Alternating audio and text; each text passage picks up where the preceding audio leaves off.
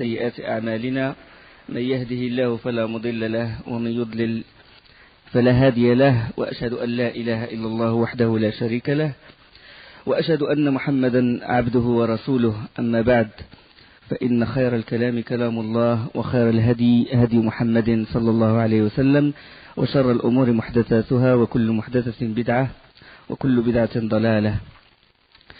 Nous allons continuer aujourd'hui la suite de la Sira et je vais reprendre quand Abd al-Muttalib il s'apprêtait à creuser Zamzam.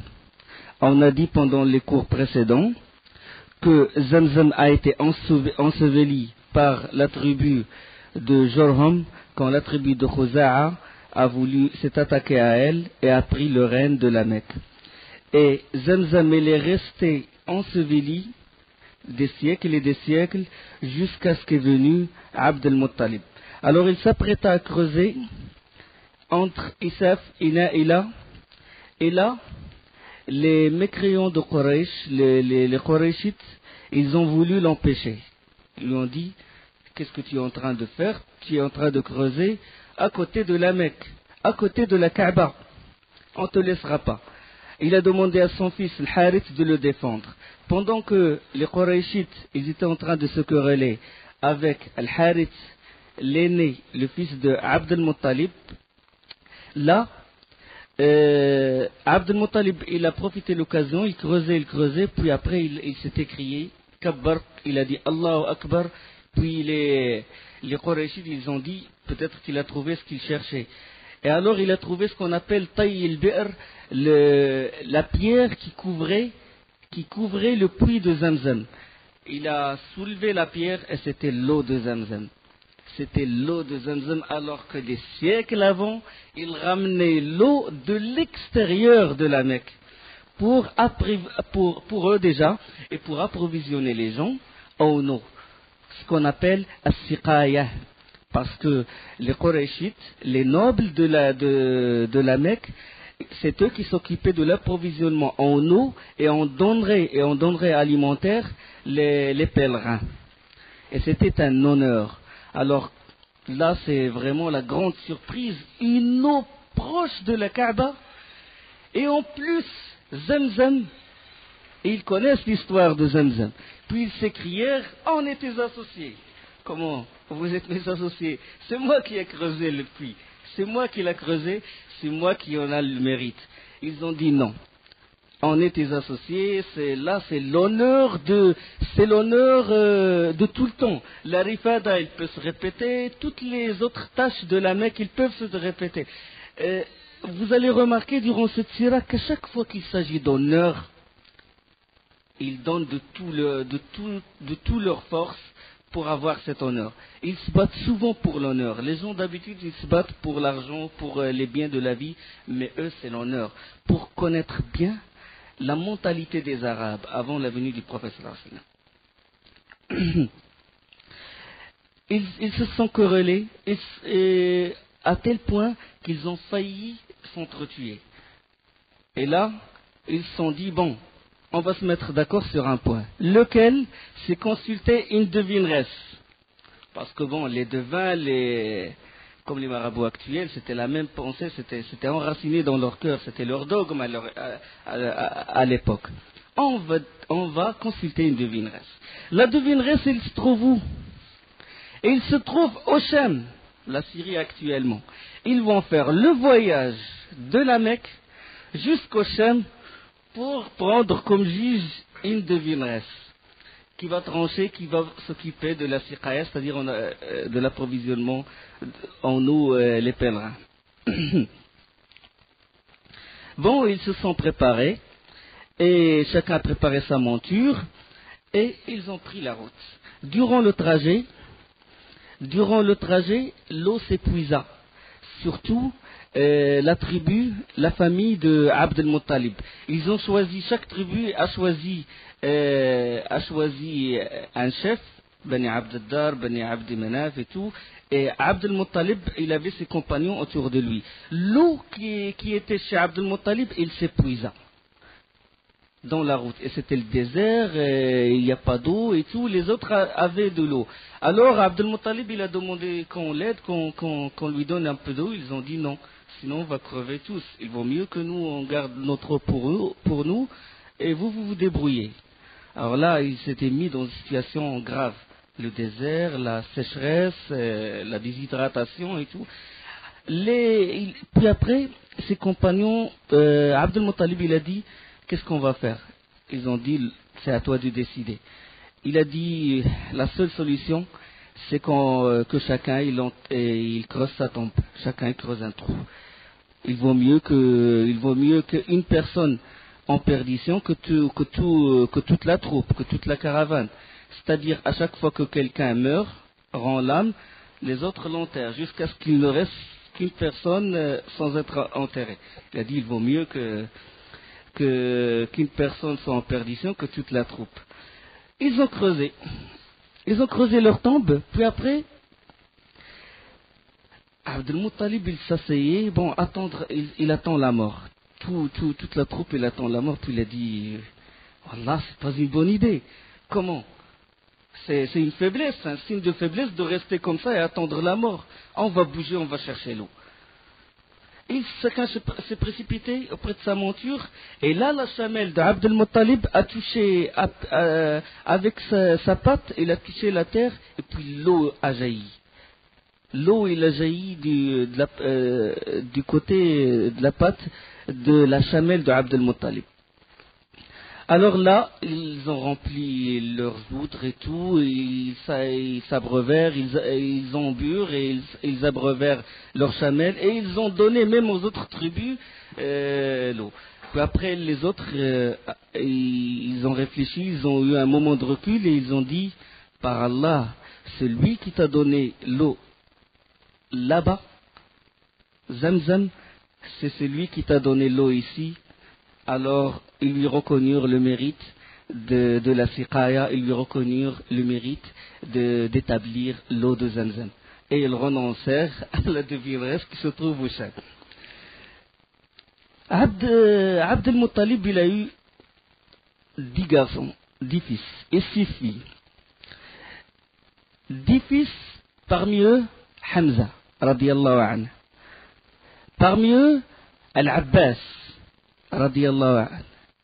Hamza et Al-Abbas, ils étaient à l'époque après le wahi, après la révélation, et ils ont atteint l'islam et ils sont convertis, ils ont embrassé l'islam. Parmi ses autres enfants, c'est Abu Talib, celui qui l'a protégé, et Abu Lahab. Abu Talib, il s'appelle Abd Manaf, et Abu Lahab, il s'appelle Abd al-Uzza. Eux, ils ont atteint l'islam, mais ils n'ont pas embrassé l'islam. Ils sont morts, mécréants, kafir. Les autres sont morts avant la venue de l'islam, tel Abdullah, déjà le père du prophète sallallahu alayhi wa sallam, Hijl, Dirar, Al-Muqaddam, Zubair et Al-Harith. Les filles de Abdel Muttalib, Safiya, Hakim, Atika, Umaymah, Barra et Arwa, 6 filles. Alors Abdel Muttalib, quand ses enfants étaient jeunes ou quand il n'avait pas d'enfants, il n'y avait que le Harith, l'aîné, qui le protégeait. Il a fait un vœu. Il a invoqué Allah, il a dit, s'il me donne 10 enfants et qu'il atteigne l'âge de la puberté, ils deviennent des hommes, je vais lui donner un, je vais sacrifier un. S'il me donne 10 hommes, je vais sacrifier un. Alors, et surtout, il y avait Abdullah qu'il chérissait. Le meilleur de ses fils, celui qu'il chérissait le plus, c'est Abdullah. Après, quand ses enfants ont atteint l'âge mûr, il a dit, je vais accomplir mon vœu, je vais accomplir ma promesse, je vais sacrifier un. Il est allé chez le devin de l'Kaaba, et là, il a pris ce qu'on appelle les flèches, et il a mis dans chaque flèche le nom de ses enfants, 10 enfants, 10 hommes. Et puis il a jeté la flèche, et la flèche est tombée sur Abdullah, et il a pris Abdullah pour le sacrifier. Bien sûr, cette méthode, elle a été abrogée par l'islam,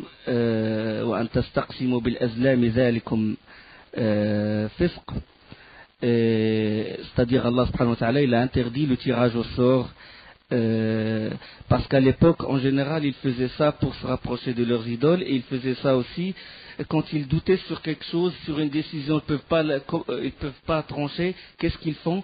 Ils font dans une flèche, ils mettent Allah veut, dans l'autre Allah ne veut pas, et la troisième neutre, ils mettent ça soit dans un sac ou ils prennent au hasard, bon Allah il veut pas donc je fais pas, ou neutre, ou donc Allah subhanahu wa ta'ala il a interdit cette pratique.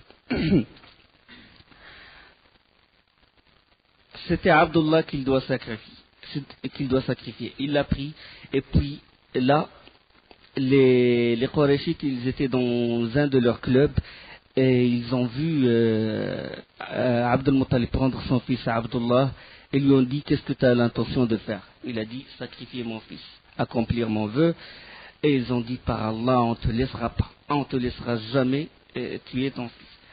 Il a dit non je vais le faire et tout, il faut que j'accomplis ma promesse.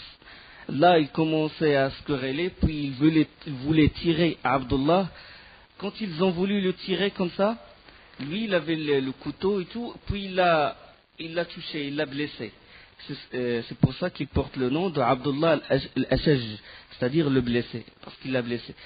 Ils lui ont dit non, on va pas te laisser, on va faire tout pour que tu épargnes ton fils et tout, parce que si tu le fais, il va devenir une habitude chez les Arabes. À chaque fois que quelqu'un a 10 enfants, il va en sacrifier un.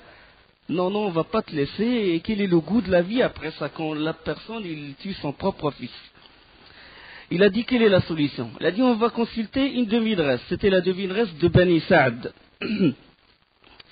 Dans Sirat ibn Hisham, le nom de cette devineresse c'est soit Sijah ou Qutba. Et il se trouve à Médine, à Khaybar. Khaybar c'est l'endroit des Juifs qui se trouve à Médine. L'endroit où se trouvent les Juifs. Alors là, ils l'ont consulté, ils sont allés la voir et lui ont dit, elle leur a proposé une chose, leur a dit quel est le prix du sang de l'un de vous. Ils ont dit 10 chameaux, c'est-à-dire si quelqu'un si un homme tue un homme volontairement, il doit payer ce qu'on appelle diya, et c'est au prix de 10 chameaux. Alors il leur a proposé de mettre dans l'une des flèches Abdullah et dans l'autre de mettre 10 chameaux. Et ils vont tirer au sort. Si ça tombe sur Abdullah, ils ajoutent 10 chameaux. Si ça retombe sur Abdullah, ils ajoutent 10 chameaux jusqu'à ce qu'il tombe sur le nom des chameaux. Bon, ils sont retournés chez le devin de la Kaaba et à chaque fois que la flèche tirée, elle porte le nom d'Abdullah. À chaque fois que la flèche est tirée, elle porte le nom d'Abdullah. Et Abdul Muttalib il était à côté de Hubal et il invoquait Allah près de Hubal. C'est une pratique qui était païenne, une pratique qui dont la survivance existe maintenant. Les gens ils invoquent Allah auprès d'une tombe, auprès du cheikh, la même chose. Shirk, c'est shirk ça. Il invoquait Allah pour qu'Allah épargne Abdullah. À chaque fois, la flèche tirée porte le nom d'Abdullah jusqu'à ce que le nombre de chameaux atteigne 100 chameaux. 100. Et alors là, la flèche qui est venue après, elle portait le nom des chameaux et Abdullah fut épargné. Là, les Qurayshites s'écrièrent et ils dirent Abdul Muttalib, ton Seigneur est satisfait. Malgré cela, Abdul Muttalib, il a dit non. Il faut pour que je sois sûr. Il a encore jeté les flèches et tout. Et c'est retombé sur les chameaux. Une deuxième fois, il a dit, puis une troisième fois, là, il était satisfait. Et puis, Abdullah fut épargné. Le prophète sallallahu alayhi wa sallam, dans un hadith, il dit, Ana ibn az-Zabihayn, je suis le fils des deux voués au sacrifice. Donc, il y a une conclusion à tirer là-dessus, c'est que le fait de poursuivre le tirage au sort jusqu'à atteindre le nombre de 100, il concrétise le principe de la rançon en cas de meurtre consacré ensuite par l'islam. C'est-à-dire que l'islam, il a concrétisé le fait que le prix du sang, il coûte 100 chameaux.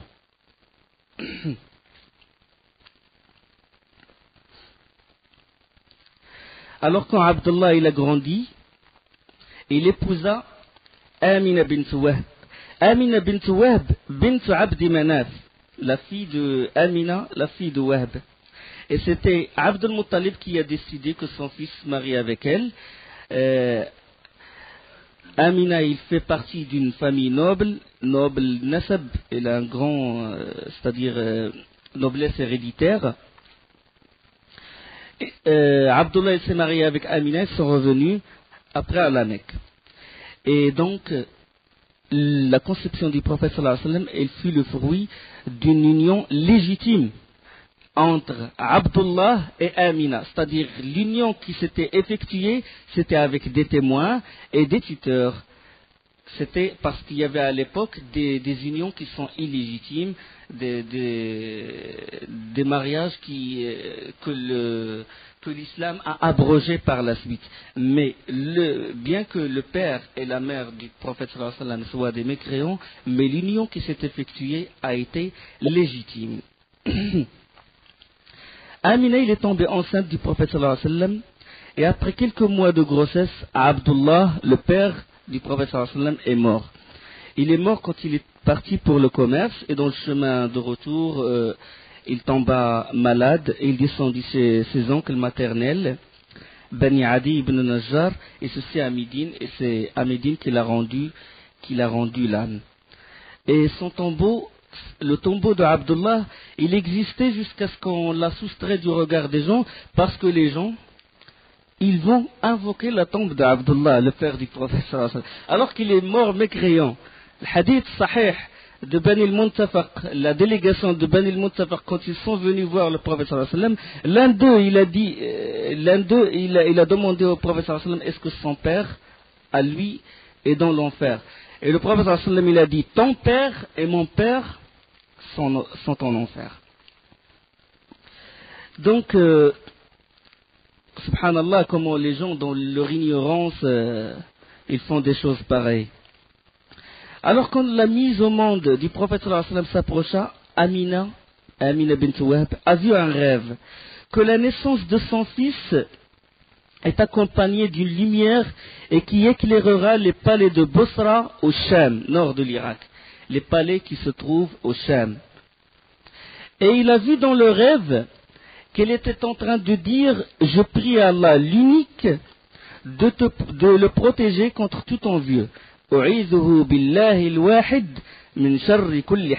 Bien qu'elle soit mécréante, elle a vu ça dans le rêve. C'était un signe de la venue du prophète sallallahu alayhi wa sallam. Et le lundi 12 Rabi' premier, la date la plus certaine, parce que les savants ils ont divergé à propos de la date précise de la naissance du prophète sallallahu alayhi wa sallam.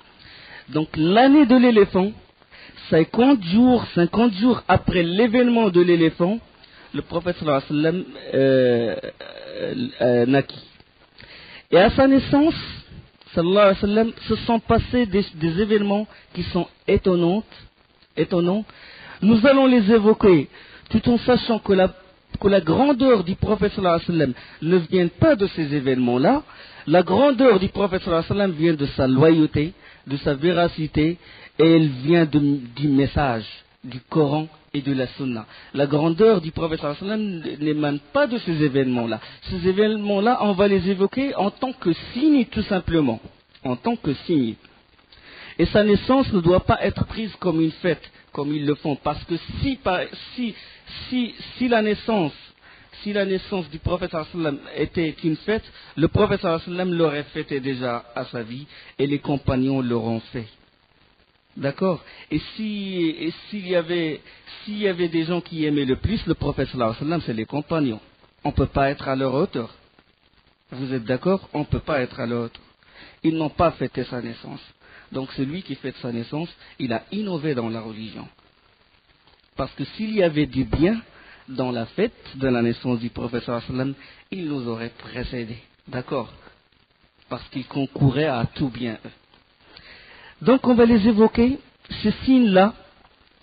Parmi ces signes, Hassan ibn Thabit, le poète du prophète sallallahu alayhi wa sallam. Le poète du prophète sallallahu alayhi wa sallam, Hassan ibn Thabit est né avant le prophète, 7 ans avant.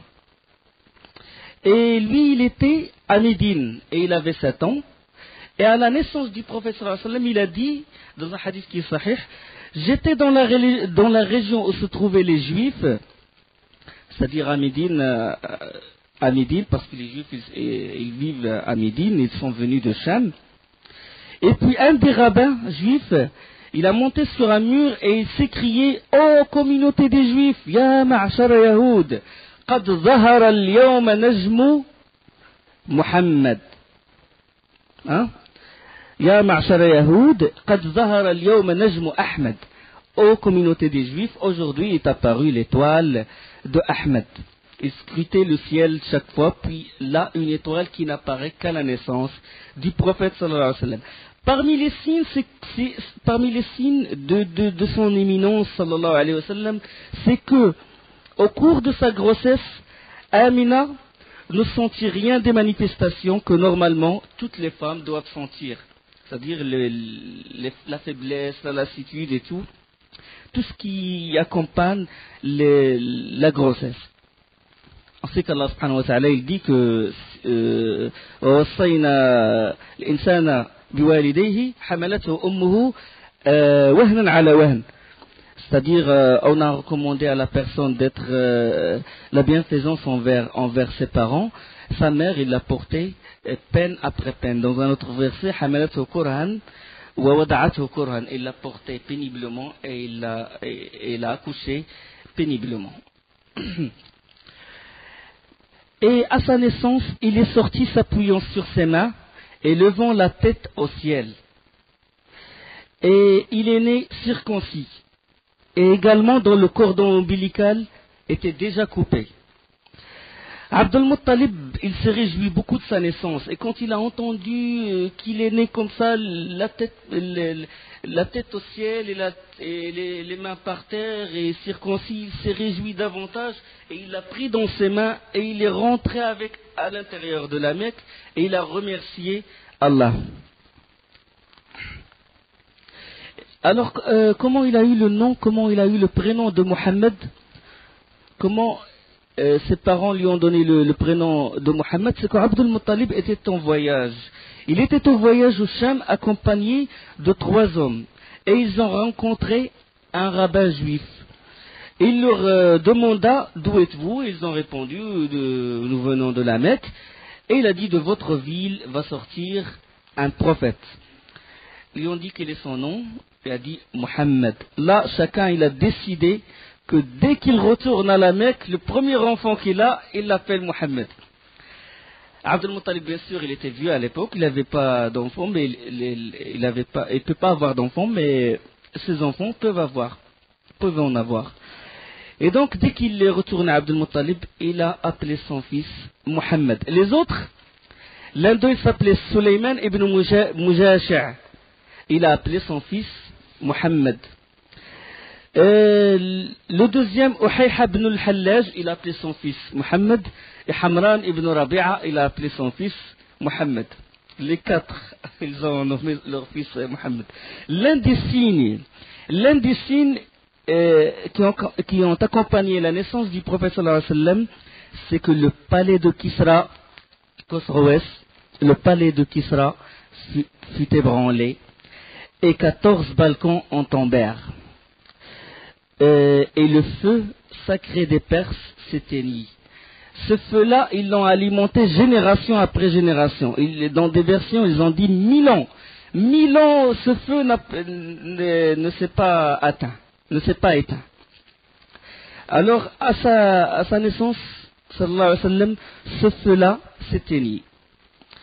Et ils avaient un lac sacré qui s'appelle Buhayrat Sawa. Ils faisaient leur rite dedans. Ce lac sacré, après cet ébranlement, la terre sous ce lac s'est fissurée, puis l'eau il est rentré en profondeur et le lac devient sec. Kisra s'était pris de panique et il a consulté les devins et les astrologues, parmi lesquels ceux qui ont eu des contacts, bien sûr, avec les djinns. On sait que les astrologues et les devins ont des contacts avec les djinns. Bien sûr, c'est les djinns qui ramènent la parole décidée au ciel le plus bas. J'ai ramené là le hadith là-dessus rapporté par le Bukhari. Allah subhanahu wa ta'ala dit, lorsqu'Allah donne un ordre au ciel, les anges battent leurs ailes en signe de soumission à sa parole. C'est comme si une chaîne sur une pierre lisse. إذا قضى الله أمرا في السماء ضربت الملائكة أجنحتها خضعانا لقوله.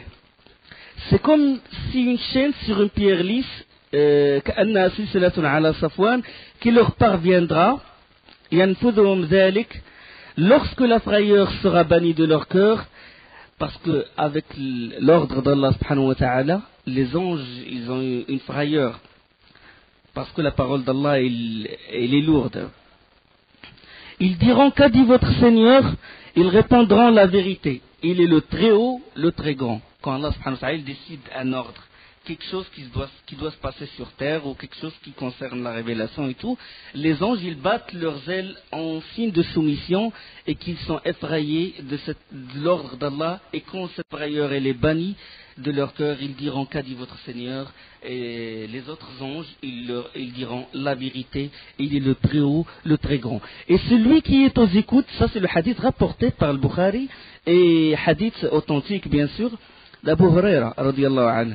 Celui qui est aux écoutes, c'est-à-dire parmi les diables, l'entendra, et ceux qui sont aux écoutes sont ainsi les uns sur les autres, c'est-à-dire que les diables, il y en a les uns sur les autres, jusqu'au ciel le plus bas. Et là, ils attendent, ils sont aux écoutes. Si jamais les anges, ils parlent de cette chose, de l'ordre d'Allah, c'est-à-dire ils disent entre eux qu'Allah, il a décidé telle chose ou telle chose, eux, ils peuvent voler cette parole. Ils peuvent voler cette parole. Et chaque diable, il la jette à celui qui est le plus bas jusqu'à la ramener al-Qarin, c'est-à-dire celui qui est l'inséparable du devin.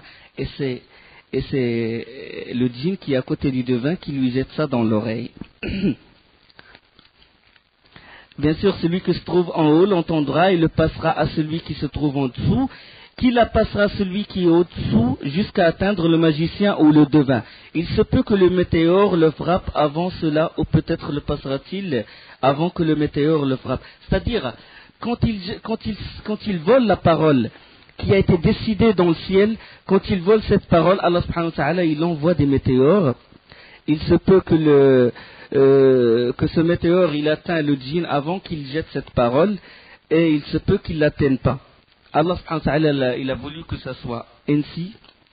Et puis après, finalement, qu'est-ce qu'il fait le djinn? Il mènera à cette parole de vérité qui a été décidée dans le ciel, il mêlera à ça son mensonge. Et puis il dira, nous a-t-il pas prédit telle et telle chose le jour tel, dira-t-on, et il croira aux paroles entendues dans le ciel. Dans une autre version, Ibn Abbas il a dit, radiyallahu anhu, si la révélation est descendue, les anges ils diront, qu'a dit votre Seigneur? Si cette révélation se rapporte avec ce qui est au ciel, ils diront la vérité. Et si cette révélation concerne la terre, comme la pluie, ou la mort de quelqu'un, ou la naissance de quelqu'un, les anges en parleront, et les djinns écoutent ces paroles, et ils descendirent vers leurs alliés parmi les humains. C'est pour ça que le devin, des fois, il tombe il dit des choses vraies. D'accord? C'est par cette méthode-là. Mais Allah subhanahu wa ta'ala, il a voulu que ça soit ainsi. Pourquoi? Pour qu'il fasse la différence entre ceux qui vraiment croient qu'Allah subhanahu wa ta'ala, seul, l'unique qui connaît le ghaib, et ceux qui attribuent le ghaib au devin, ou à leur wali, ou à leur shir. Il nous met à l'épreuve. Le devin, il est menteur même s'il a raison. C'est ça ce qu'il veut Allah de nous. Est-ce que c'est vraiment noué dans notre cœur? Est-ce que c'est vraiment une aqida ferme? Est-ce qu'on croit qu'il est unique dans la connaissance de l'ghaib? D'accord?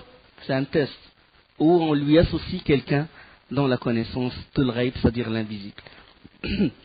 Allah subhanahu wa ta'ala, il dit dans le Coran, ça pourra confirmer ça par les arguments, certes nous avons placé dans le ciel des constellations et nous l'avons embelli pour ceux qui regardent, et nous l'avons embelli contre tout diable banni, nous l'avons protégé contre tout diable banni, à moins que l'un d'eux cherche à envoler l'écoute, une flamme brillante le poursuit.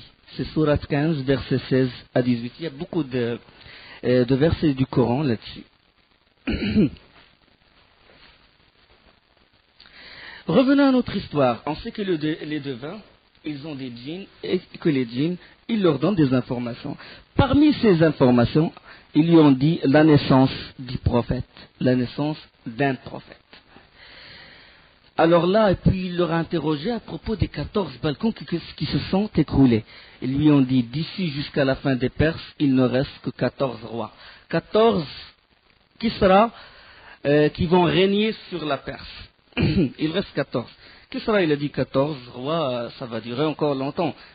Il y a encore 14, si on fait le calcul, ça va durer plus de siècles et de siècles. Après sa mort, ses enfants et ses proches se sont disputés le trône. Et durant 4 ans, 10 Kisra ont gouverné la Perse. Il ne reste que 4. Ça veut dire que c'est des signes de la venue du prophète. Continuons.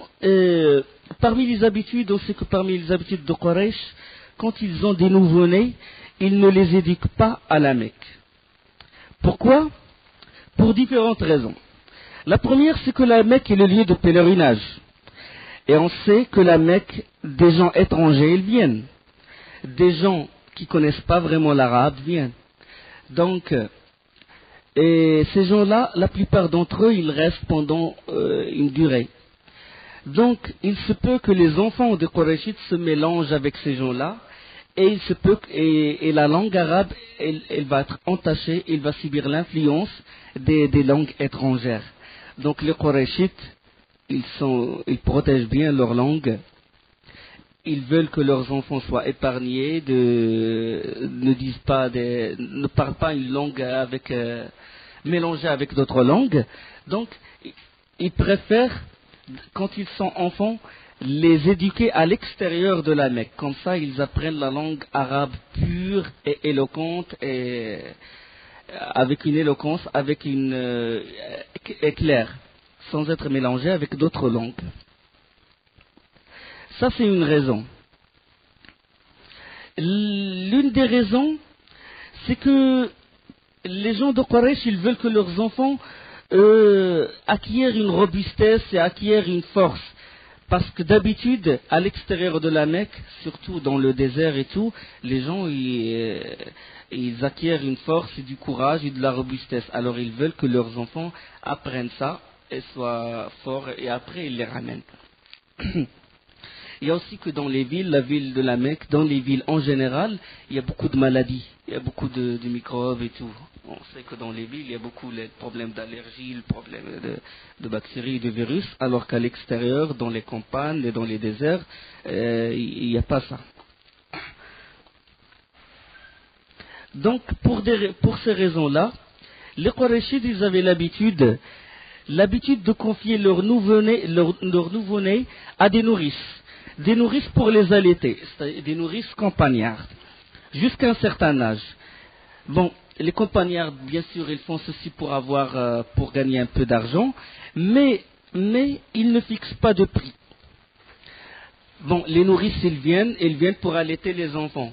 Puis bon, c'est des Arabes, ils ont la fierté, ils disent le lait du sein n'a pas de prix.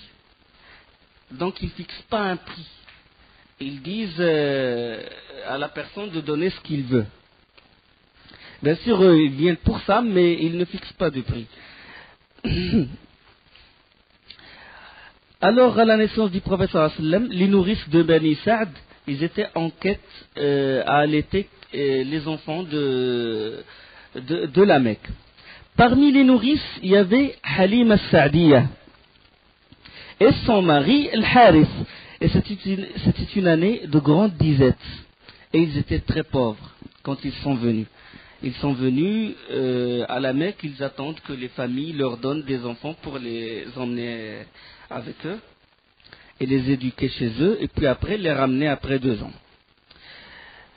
Et il est parti en compagnie des jeunes, en compagnie des femmes, nourrices aussi de Bani Sa'd. Et quand ils avaient quoi? Ils avaient une ânesse blanche et une vieille chamelle. Et Halima avait aussi un bébé qu'il allaitait. L'ânesse, elle était dans un état vraiment, elle était très maigre. La chamelle aussi. L'enfant, dans leur camp, quand ils ont mis un camp et tout, ils dormaient pas, ils criaient. Elle n'avait pas de lait, c'est-à-dire ils étaient dans un état vraiment, surtout à cette année, l'année de grande disette, l'année de grande sécheresse. Et alors, les femmes sont venues avec leurs enfants, ils sont venus, puis les nourrissent, et chacune elle prend un enfant. Et dès qu'ils sont informés que le prophète sallallahu alayhi wa sallam est orphelin parce que son père est mort, ils le refusent. Bien sûr, eux, ils sont venus pour l'Ikramiya, pour avoir de l'argent, mais ils ne fixent pas de prix. Mais quand même, quand ils voient l'enfant de son père, ils ne s'attendent pas à ce qu'ils aient beaucoup d'argent, quoi. Une grande récompense pour l'enfant, quoi. Pour eux. Alors, Halima Sa'diya et son mari Al-Harith, ils étaient dans un état de pauvreté extrême et tout. Et pourtant, ils avaient l'espoir de trouver un enfant. Peut-être que ça va les arranger, que ça va ouvrir une porte, quoi, de bonheur, ou ça va leur donner des bénéfices.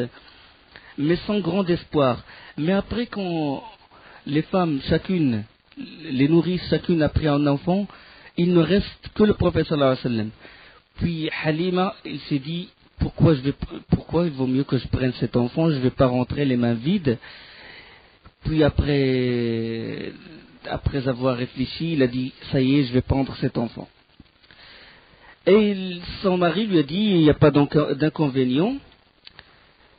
Alors Halima Sa'diya, il a fait ça, il a dit que j'allais le prendre, et en réalité je faisais cela que pour que je n'avais pas trouvé d'autre que lui. C'est-à-dire il n'a pas trouvé d'autres enfants, donc il a dit je vais le prendre. Quand il a pris, là, les bénédictions commençaient à pleuvoir. Retourné à son campement, il l'a mis dans son giron comme ça, puis là, ses seins, ils se remplirent de lait, subhanallah. Et son frère, il téta aussi, et s'est endormi alors qu'il n'a pas dormi, le pauvre, durant des nuits, parce qu'il avait faim. Son mari, il a surveillé la chamelle, et la chamelle, elle avait les mamelles pleines de lait. Il se mit à la traire, et alors ils ont bu, ils dormirent tranquillement.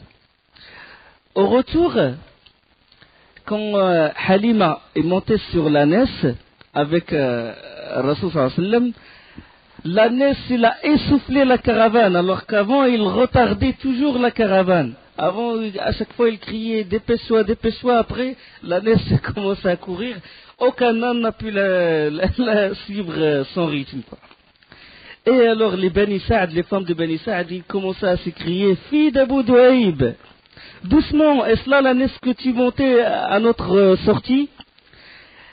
Et ils parvinrent alors à leur demeure de Bani Sa'd. La terre, elle était aride, sèche. Il n'y avait rien, il n'y avait pas de pâturage. Et les troupeaux de Halima, ils retournèrent chaque fois leurs mamelles gonflées de lait, comme s'il n'y avait pas de sécheresse. Et alors là, les gens de Bani Sa'd, ils disaient, menez vos troupeaux là où le berger de la fille d'Abu Du'aib mène les siens. Ils ont cru que peut-être elle a trouvé un coin où il y a du pâturage et tout. Il n'y a que son troupeau à elle qui retourne bien rassasié, tranquille, les mamelles gonflées et tout. Et alors là, ils commençaient à reprocher au berger de mener leur troupeau là où mène le berger de Halima son troupeau. Mais malgré ça, les troupeaux, ils retournaient maigres, fatigués et tout. C'est-à-dire la baraka du prophète sallallahu alayhi wa sallam. Et alors ils ont joui de cette aisance durant 2 ans de l'allaitement. L'enfant fut sévré, le sévrage fut sévré, c'était duré bien sûr 2 ans, qui était avant l'islam. Elle a été confirmée dans le Coran. La légitimité de donner déjà la légitimité de donner son nourrisson, et la légitimité et le fait de l'allaiter durant 2 ans. Allah subhanahu wa ta'ala, il dit وَالْوَالِدَاتُ يُرْضِعْنَ أَوْلَادَهُنَّ حَوْلَيْنِ كَامِلَيْنِ لِمَنْ أَرَادَ أَنْ يُتِمَّ الرَّضَاعَةَ. Et les mères qui veulent donner un allaitement complet allaiteront leur bébé 2 ans complets. Et la suite du verset, et si vous voulez mettre vos enfants en nourrice, nul grief à vous faire, non plus à condition que vous acquittiez la rétribution convenue conformément à l'usage. وإذا أردتم أن تسترضعوا أولادكم فلا جناح عليكم إذا سلمتم ما آتيتم بالمعروف. Donc cette pratique il fut confirmée par le Coran. Donc Halima elle disait que l'enfant évoluait magnifiquement, mieux que les autres garçons, et à l'âge de 2 ans il possédait déjà une constitution solide et il parlait avec éloquence. Bien sûr, après 2 ans, et conformément à l'usage, les nourrices ramenaient les enfants qu'elles ont allaités à leurs parents. Alors là, Halima s'est attachée à l'enfant et il a insisté pour garder le prophète sallallahu alayhi wa sallam. Il a insisté, il a dit, je veux qu'il revienne avec, il a dit à Amina bint Wahb, je veux qu'il revienne avec moi, j'ai peur pour lui, de l'insalubrité de la Mecque, je veux qu'il retourne avec moi, il va acquérir davantage de robustesse. Puis Amina a accepté finalement. Et Halima l'a ramené avec.